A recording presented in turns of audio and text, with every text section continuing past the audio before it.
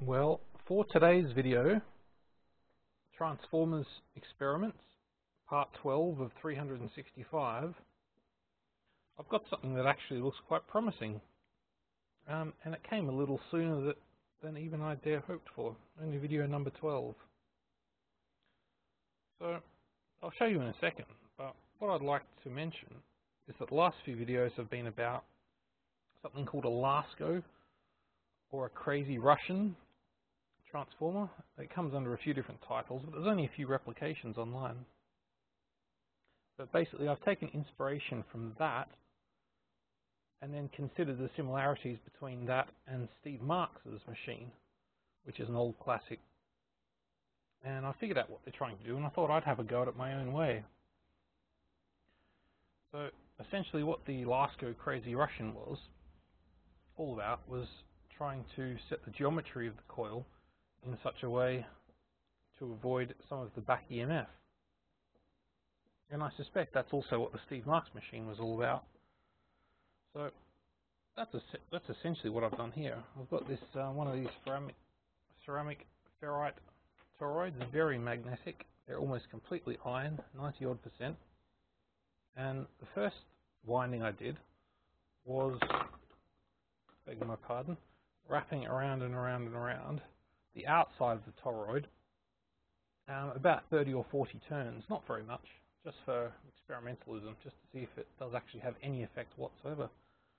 The reason why is because I've done something like this before, and previously it had absolutely no effect whatsoever, because the transformer, the wire is supposed to go around the transformer and pick up the magnetic fields that go in the opposite direction, thereby allowing power transfer and Lenz's law.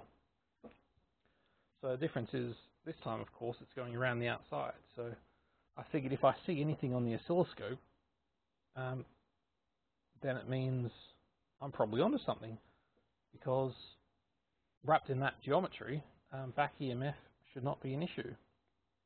What should of course be the issue is that I get absolutely no power out, but I do. So after I wrap that turn around the bottom, I, as you can see, wrapped a primary around the outside, which is quite a few turns, but that's all. It's only one layer. It's only 40 feet of wire, and I'm now pulsing that with a square wave, and that's the lovely resonant output I'm getting. So I am actually getting power out of it, and if you look closely, I've got it turned right down because there's almost no resistance. It's not good for the transistor, but I did turn off a bit before. It will take it. But essentially now those LEDs are glowing very dimly, and the input power is 15 or so milliamps at about 8 volts.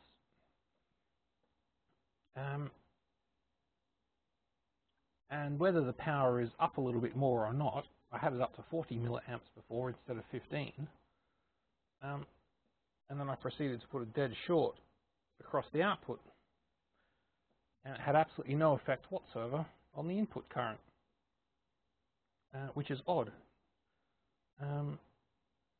Yet it was actually supplying power, or does supply power. I'll turn up the current a little bit.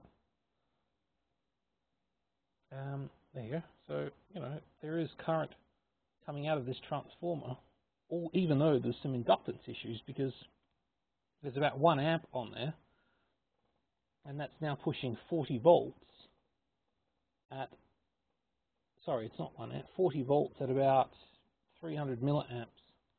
So we'll get a close-up of the more finite one. Oh, there you go. That would be my transistor blowing up. I may have pushed it a bit too much. It's really just putting too much through it for a little transistor like that. But they're very forgiving of other issues, but they're only good for 60 volts or so. So anyway, yeah, I seem to have found an effect.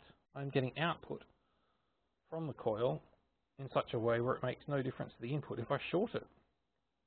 I guess you want me to delve a little deeper into this one, and I will, because I definitely want to as well, because that is something. Alright, try and keep the next video short too. See you back soon.